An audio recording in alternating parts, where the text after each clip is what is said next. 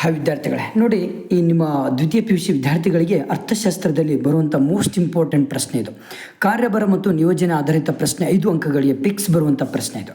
ನೋಡಿ, ಉತ್ಪಾದನಾ ಒಂದು ಹಂತಗಳನ್ನು ಕೇಳ್ತಾರೆ, ಒಟ್ಟು ಉತ್ಪಾದನೆ ಕೇಳ್ತಾರೆ, ಮಧ್ಯಂತರ ಸರಕುಗಳ ಬಳಕೆ ಕೇಳ್ತಾರೆ, ಮೌಲ್ಯವರ್ಧನೆ ಕೇಳ್ತಾರೆ. ನೋಡಿ, ಉತ್ಪಾದನಾ ಹಂತಗಳು ಗೋಧಿ, ಹಿಟ್ಟು, ಬ್ರೆಡ್, ಚಿಲ್ಲರೆ ಅಂಗಡಿಗಳು ಅಂತ ಇರುತ್ತೆ. ಒಟ್ಟು ಉತ್ಪಾದನೆ ಇಲ್ಲಿ ಕೊಟ್ಟಿದ್ದಾರೆ 500 0 ಆ್ಯಂಡ್ ಡ್ಯಾಶ್ ಆ್ಯಂಡ್ ಹಿಟ್ಟು ಡ್ಯಾಶ್ 500 300, ಬ್ರೆಡ್ 1100 ಡ್ಯಾಶ್ 300, ಚಿಲ್ಲರ್ ಅಂಗಡಿ ಡ್ಯಾಶ್ 1100 ಮತ್ತು 200. ಇಲ್ಲಿ ನಾವು ಕಾಣೆಯಾದಂಥ ಮೌಲ್ಯಗಳನ್ನು ಕಂಡುಹಿಡಬೇಕು. ಸಿಂಪಲ್ಲಾಗಿದೆ, ಇಲ್ಲಿ ಮೈನಸ್ ಪ್ಲಸ್ ಬಿಟ್ಟರೆ ಬೇರೆ ಏನನ್ನು ಕೂಡ ಬರೋದಿಲ್ಲ. ನೋಡಿ, ಗೋಧಿ ಇಲ್ಲಿ ಒಟ್ಟು ಉತ್ಪಾದನೆ ಎಷ್ಟಿದೆ? 500 ಇದೆ. ಮಧ್ಯಂತರ ಸರಕುಗಳ ಬಳಕೆ ಎಷ್ಟು ಮಾಡಿಲ್ಲ ಅವರು. ಹಾಗಾದರೆ ಮೌಲ್ಯವರ್ಧನೆ A to Z ಎಷ್ಟಿರುತ್ತೆ?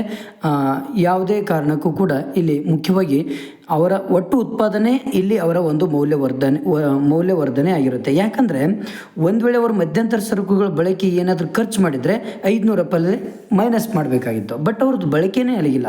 ಹಾಗಾಗಿ A to Z ಅವರ ಮೌಲ್ಯವರ್ಧನೆ 500 ಆಗಿರುತ್ತೆ. ಹಿಟ್ಟು ಒಟ್ಟು ಉತ್ಪಾದನೆ ಕೊಟ್ಟಿಲ್ಲ, ಬಟ್ ಮಧ್ಯಂತರ ಸರಕುಗಳು 500 ಖರ್ಚು ಮಾಡ್ಯಾರೆ. ಮೌಲ್ಯವರ್ಧನೆ ಲಾಭ ಎಷ್ಟಿದೆ? 300 ಇದೆ. ಎರಡನ್ನೂ ಕೂಡಿಸಿದ್ರೆ ಎಷ್ಟು ಬರುತ್ತೆ? ಇಲ್ಲಿ 800. 500 + 300 800 ಅವರ ಒಟ್ಟು ಉತ್ಪಾದನೆ. ಯಾವುದು? ಹಿಟ್ಟು.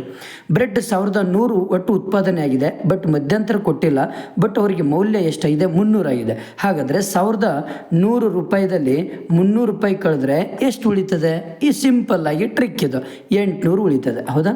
ನೆಕ್ಸ್ಟ್ ಇಲ್ಲಿ ಬಂದ್ಕೊಂಡು ಮಧ್ಯಂತರ ಸರಕುಗಳು 1100 ಇದೆ, ಮೌಲ್ಯವರ್ಧನೆ 200, ಎರಡು ಸೇರಿಸ್ಬಿಟ್ರೆ ನಮ್ಗೆ ಎಷ್ಟು ಬರುತ್ತೆ? 1300. ಇಷ್ಟು ಮಾಡಿಬಿಟ್ರೆ ನಿಮಗೆ 5 ಅಂಕಗಳು ಈಸಿಯಾಗಿ ಸಿಗುತ್ತೆ. Okay, thank you friends. ನಿಮ್ಮ ಫ್ರೆಂಡ್ಸಿಗೆ ಶೇರ್ ಮಾಡಿ, ಹಾಗೆ ನನ್ನ ಚಾನಲನ್ನು ಸಬ್ಸ್ಕ್ರೈಬ್ ಮಾಡಿ.